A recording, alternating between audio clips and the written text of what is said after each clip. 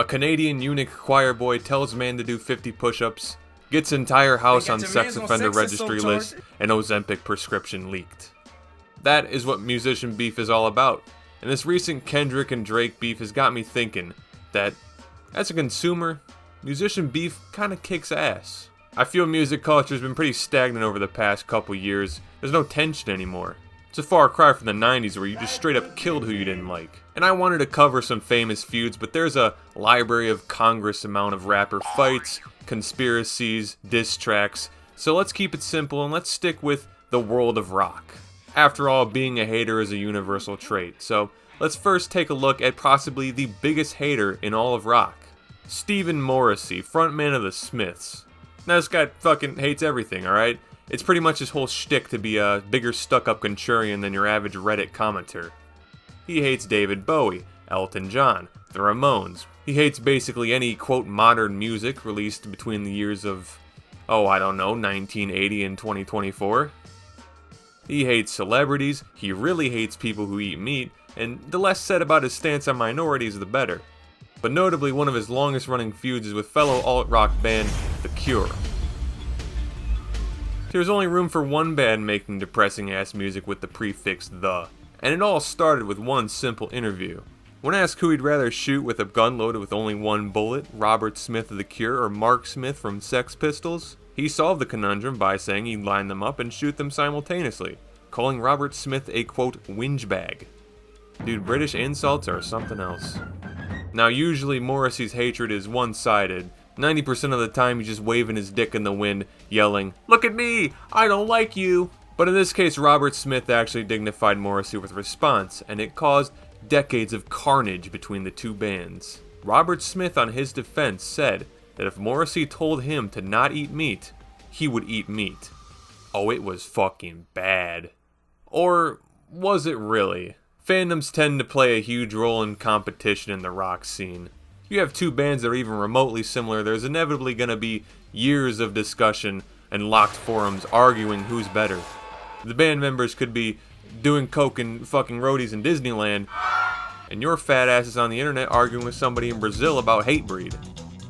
The Smiths versus The Cure was immensely overhyped, and it goes to show you give the fans an inch, they'll take it a mile. As early as 2004, each side started to fall back on their issues, with Robert Smith calling it an imaginary feud, and they didn't really even know Morrissey that well. Even old cactus up his ass Morrissey eventually apologized for starting the beef. But don't get it twisted, that doesn't mean he removed the cactus, he is still very much a hater to this day. Who else do we want to collaborate with? Nobody. I find fandom wars to be very lame because a wise man once said, there's no need to pit two bad bitches against each other. So what about some actual beef? And as far as actual beef goes, a physical altercation is pretty much as good as you're gonna get. Danny Marianino versus Glenn Danzig, also known simply as The Punch. It's July 3rd, 2004 in the Tuba City Community Center in Arizona. The venue is packed with around 12 bands, with Danzig headlining the night. However, things went south very quickly. There would be two stages set up so each band would have more time to perform, but you see, Danzig was a little bit cranky that night. He wanted to get some sleep, so he told management to cut the second stage entirely and move his set up to 10 p.m. Doing so, he basically screwed over the whole venue, barely giving any time for the bands to perform. But that was not the most diabolical thing this man did. Northside Kings, the band that were to play before Danzig, got pushed back after his set. Which that wouldn't be so bad unless they shut the whole thing down after he was done. So obviously feeling ripped off, Danny went backstage to confront Danzig. Push it back a little bit. Why can't you do one after us? Because they turn the fucking lights on it. They fucking play shot. It took 6 hours on it. Leading to Danzig slumping to the ground, knocked out cold. So first off, it's crazy to even say that you knocked out Glenn Danzig. I mean, this dude is built like Mr. X from Resident Evil. If he was shorter than Claire. If you know a bit about Danzig's personality, you would know that he's not one to smoke weed, eat hot dogs, or eat his own cum, and he's definitely not the one to let his ego get tarnished. Somebody punch that fucking asshole right there. He would claim in interviews that the punch didn't hurt and it was all set up by Northside Kings to promote their band. And in reality, that couldn't be farther from the truth. As for Northside King's legacy, let's just say their biggest hit was Glenn Danzig. The band would receive hundreds of death threats and immeasurable amounts of hate mail, and keep in mind, they were and still are a pretty unheard of band. That is, outside of the context of The Punch. Danny would also release a book 8 years later titled Don't Ever Punch a Rock Star, which was a collection of all the death threats and hate mail he received over the years. The perfect coffee table book for when your internet goes out and you really miss the warmth of terminally online fanboys. This whole entire album just has ass spelled right on it. Danzig is one of those guys that rock stars predominantly want to see get fucked up, and I'm pretty sure that they were all kicking their feet in the air the night of the punch. Another instigator and victim of beef is our favorite chocolate invertebrate, Fred Durst. Everybody hates Fred Durst, and he's no stranger to getting into fights. I mean, after all, he is the guy who saw Fight Club 28 times. From having mid-offs with Puddle of Mud and Creed to rightfully calling Slipknot fans fat ugly kids, we will come here and we will kill you! This guy was basically swinging at the air and seeing who got hit. For example, one of his strangest feuds was with pop star Britney Spears. In the early 2000s, rumors floated everywhere that these two were in some sort of relationship. Then why wouldn't people go wild? Nu metal bad boy and pop star is a forbidden relationship that would give the boy in the striped pajamas a run for its money. The quote relationship started when the two were working together on Britney's 2003 album In the Zone. You may be thinking, why on God's green earth would Fred Durst and Britney Spears ever collide? And that's because Britney wanted to move away from the teen idol persona she had to something more mature. So naturally she got help from the guy in the band called Flaccid Cock. Now here's where the drama begins. On Fred's side of the story, the two entered some sort of romantic relationship that he would hint to on his website back in the day. He would reiterate the sexual encounters he had with her in an interview on the Howard Stern Show, where sexual encounters with celebrities is all they fucking talk about. Would you ever do a fat chick? Absolutely. Britney, on the other hand, denied everything. We worked together for like 3 days, and he's a really cool guy, but there's no relationship. I'm really kind of confused about it. I don't really know him that well. Real? Now Fred would become a low-test beta. He would call Britney a fucking liar, and later would drop the song Just Drop Dead. A bonus track on his album Results May Vary, which addressed his frustration with Britney. I happened to make a review on it, about to plug that shit. Britney, of course, has not spoken about this in years. The most likely scenario is that they had some sort of fling and Fred caught feelings while Britney didn't reciprocate, leading to white boy heartbreak. Petty is how I would describe this encounter, and it's also how I would describe his infamous encounter with none other than Eddie Van Halen. The greatest guitar player ever plays with the worst band ever. Those are Fred's exact words to describe when Limp Bizkit and Van Halen met up at a party. They went to Fred's house and had a jam session together. According to Van Halen, it was like being a scholar among kindergartners. But thankfully the world is spared from ever having to hear Van Bizkit, because 1, Eddie Van Halen has left this earth before something like that could transpire, and 2, because of what happens next. That night Van Halen left his gear at Fred's house. It's no big deal, he'll get it back tomorrow. But tomorrow comes and Fred Durst is radio silent. A full day passes with no word and Van Halen isn't having it. He goes to claim it himself. He pulls up to Fred's house in not a car but a fucking tank with a mounted gun pointed at his house. And if that wasn't enough, he goes up to Fred's door with a gun demanding his gear back. It's safe to say he got his stuff back that day and Fred had to do an extra load of laundry. And to end things off with Fred Durst's drama, let's talk about one situation where he actually came out on top. Now this barely counts as beef, but well, it's funny. And it would involve nu metal duo Insane Clown Posse. You may think, aren't Limp Bizkit and ICP technically rap? So that means this would be rap beef. Yeah, well you know what, you're a poopy head and I don't like you. How's that for rap beef? October 6, 2018, Shaggy 2 Dope of ICP would brutally assault Fred Durst during his cover of the song Faith, leading to a fractured spine and an inflamed pancreas. Fred Durst still suffers from paralysis to this day, and he continues to perform from a wheelchair he calls the air raid vehicle. Nah, none of that shit happened. He fucking missed an 8th stage. pussy. But it was all in good fun. You see, ICP and Fred Durst are actually pretty close pals, and this dropkick was intentionally left short. They were simply clowning around. One person actually did take offense though, and that would be Limp Bizkit's DJ Lethal.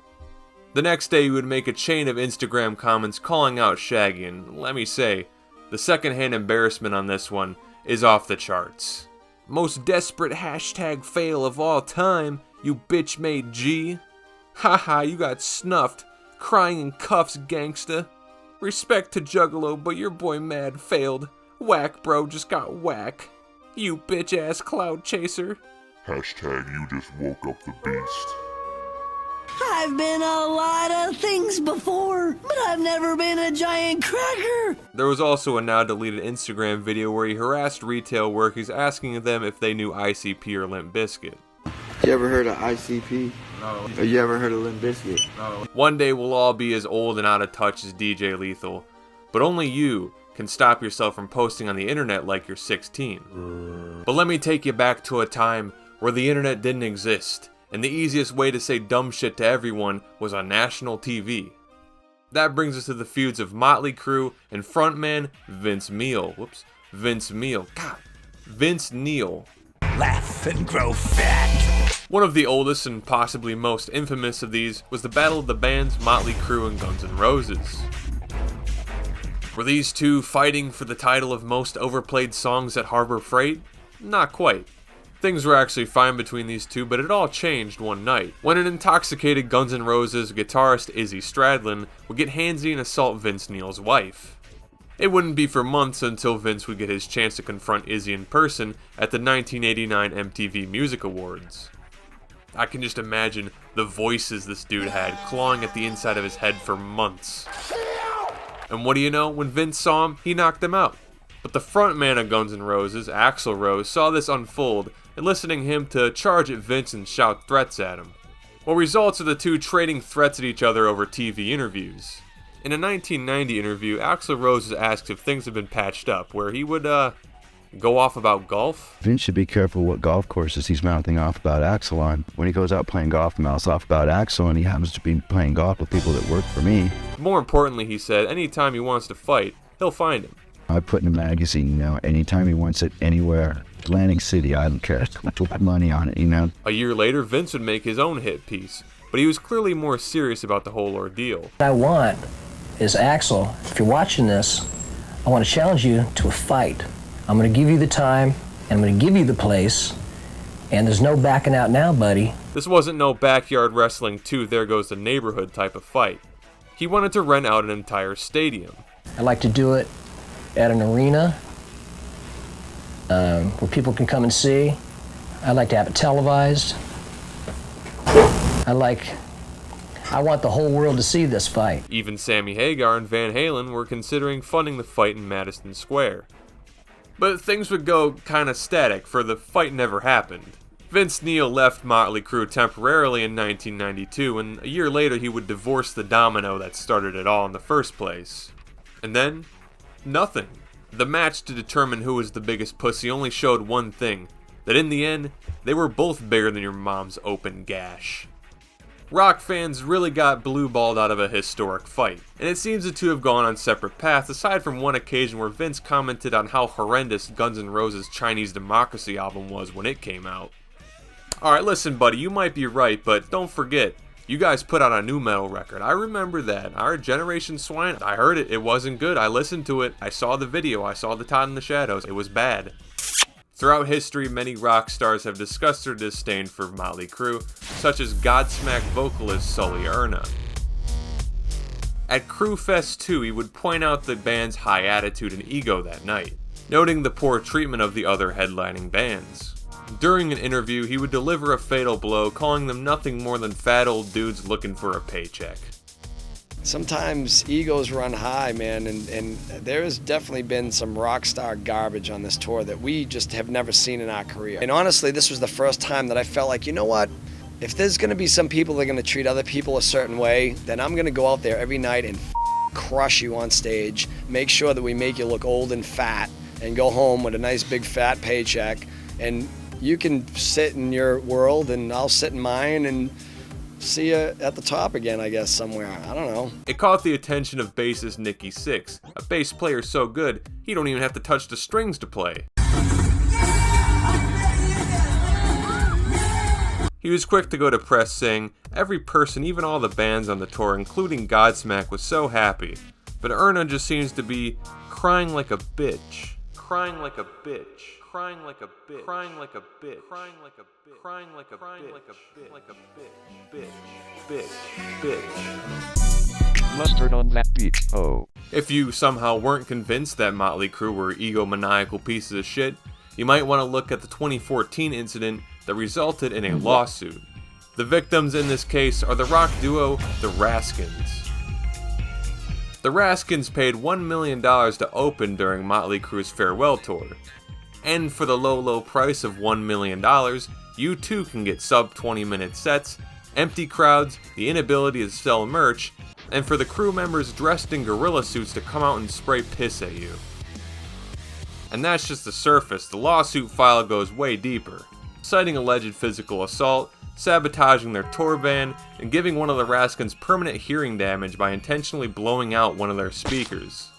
Well, you know what? Those fucking libtard snowflakes should be grateful. They got to play in a Motley Crue tour. They probably got tons of publicity. It's all just hazing. This piss-stained shirt will pay dividends. There's a big problem though. The Raskins were set to play at 6:40, while the venues only opened at 7. So half the time, they were just playing to the wall. No one could watch them, no one could buy merch, and worst of all, no one really knew. Check the posters, check the press, the Raskins are not mentioned. Obviously, all of this went against their contract, and they would file a lawsuit against Motley Crue for a crisp $30 million.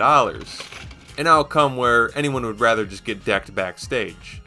We got drama, we got lawsuits, we even got physical assault, but thankfully these feuds rarely turn fatal.